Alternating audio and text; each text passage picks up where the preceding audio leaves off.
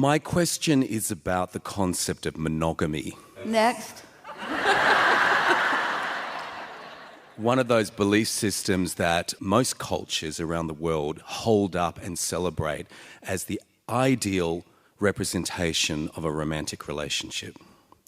But my question is, if we are truly in the vortex, and if our happiness and our well-being is not dependent on anybody else, not our partner, not anybody else, do you think that we would be less fixated and obsessed with monogamy, and we would be more allowing of our partner to do whatever they want to do if we were in the vortex?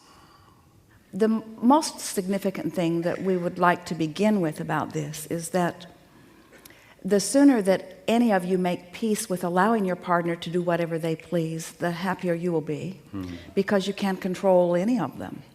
And the belief that you need to control them really is at the basis of most unhappiness, because what you're saying to your partner is, my happiness is dependent upon your behavior. And so hopefully I've chosen a partner who will behave in the way that will please me. But at best, it's a sort of trap, isn't it? If you are depending upon someone else's behavior for your well-being. Relative to the subject of monogamy or many partners, the subject really is more like all subjects to us than you might think in this sense. There is not a decided right or wrong about that or anything. But there are personal preferences that as individuals you have come to. What goes wrong with so many people is that, for example, someone may have a very strong feeling about monogamy, and they've decided that that's the partner that they want, someone who is in agreement with that.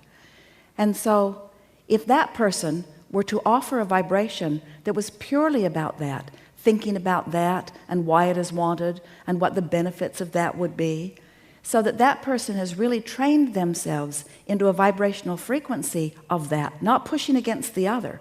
You see, that's the thing that is a little tricky about this business of understanding what you're doing vibrationally, because every subject is really two subjects, what is wanted on one end of the stick and the absence of what is wanted on the other. So there are a lot of people, in fact more people than not, who are expressing their desire for something who are actually a vibrational match to its opposite, because they've been spending more time thinking about why they don't want that than they've been thinking about why they want that. So someone who professes to find a monogamous relationship is very often one who is really worried about it not turning out that way. So the vibrational frequency is not about getting what they want. The vibrational frequency is about getting the absence of what they want. And now they have to exercise, or they think they do, some sorts of controls. Your wedding vows are so interesting to us. Until death we do part.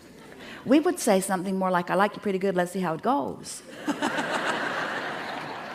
But you try to control one another through those sort of physical agreements. And so there's not a right or a wrong in it. It is a personal preference. And our encouragement to you is, if through life experience you've come to your personal preference, then simply offer a vibration that speaks to your personal preference about it, and the universe will deliver to you someone who agrees. But if you are offering a vibration in opposition to what you really want, don't be surprised when the universe delivers to you someone who is as you have been vibrating, not as you have been saying. That's the thing that is most interesting. Nice to know.